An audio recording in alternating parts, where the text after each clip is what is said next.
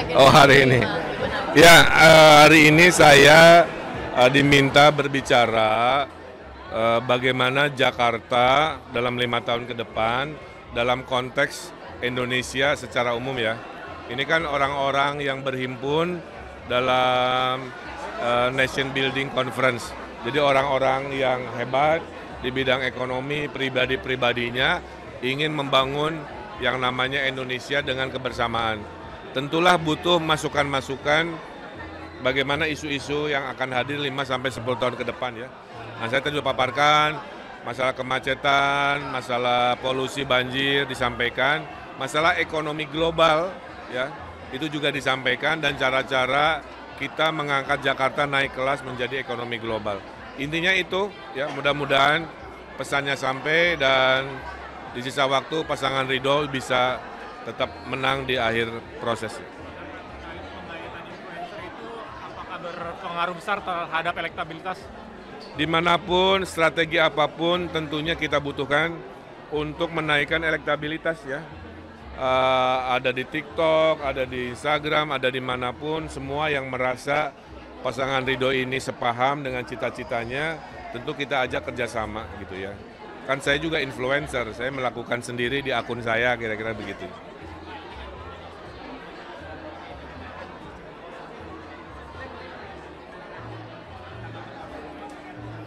Ini dari dulu udah saya sampaikan bahwa Jakarta ini kota tersetres nomor 9 ya. Sambil mengatasi masalah fundamental, jangan menyepelekan potensi orang stres kena penyakit mental.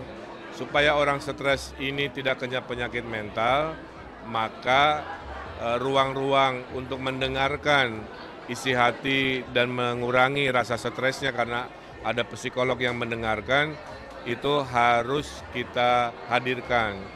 Mungkin yang mencemooh tidak stres, tapi golongan yang tidak bersuara itu jumlahnya besar. Penyakit mental Jakarta catatan kami ada 60.000 loh orang kena skizofrenia. Jadi kalau suka nggak suka mah biasa, dipuji, dicemooh dalam demokrasi juga biasa. Saya nggak ada masalah. Oke ya. Kemarin ada diskusi di UI itu mengundang 3 calon dan Kang Emil diprotes ya, hanya karena masalah jadwal aja Mbak. Undangannya datang 3 hari sebelum, sementara kalau penjadwalan 3 hari sebelum tuh udah penuh. Maka nanti akan datang lagi, kita janjiannya hari Kamis di minggu depan, diganti harinya, di schedule aja. Oke ya, makasih.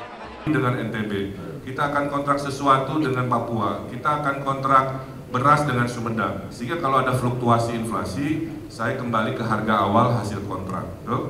Ketiga, tiap bulan kita bikin pasar murah ya untuk ibu-ibu tadi tenang. Nah, inilah peran negara di dalam level mikro. Berikutnya, saya ingin mendesentralisasi kebijakan, Pak. Ada 2.700 RW akan diberi anggaran 1 miliar per RW.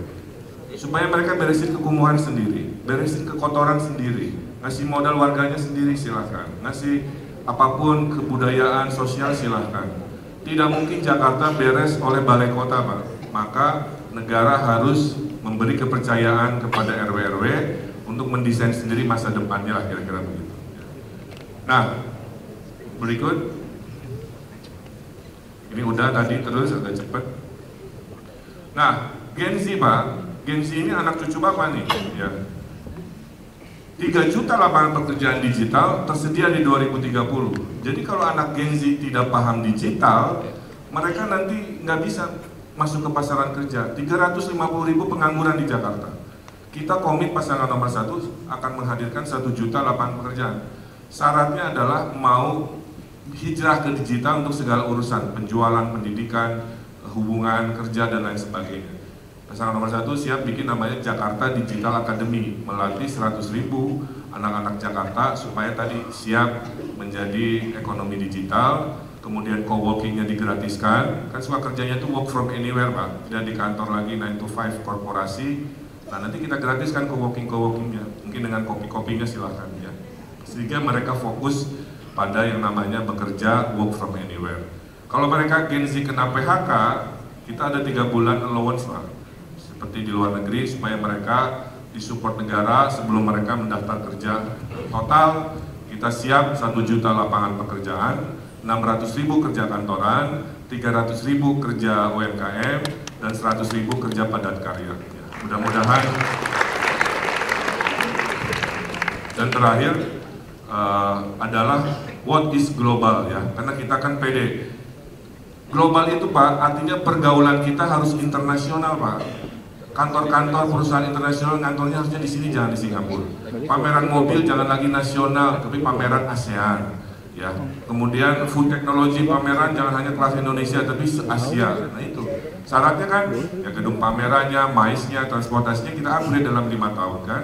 Kita bikin di Jakarta Utara 200 hektar reklamasi, bikin gedung pertunjukan sehingga Taylor Swift yang tadinya enggan ke Indonesia itu bisa mau ke Indonesia karena fasilitasnya dianggap sudah goes internasional. Pak, Singapura hanya dengan modal 100 miliar itu dapat duit 4 triliun oleh 3 hari konser.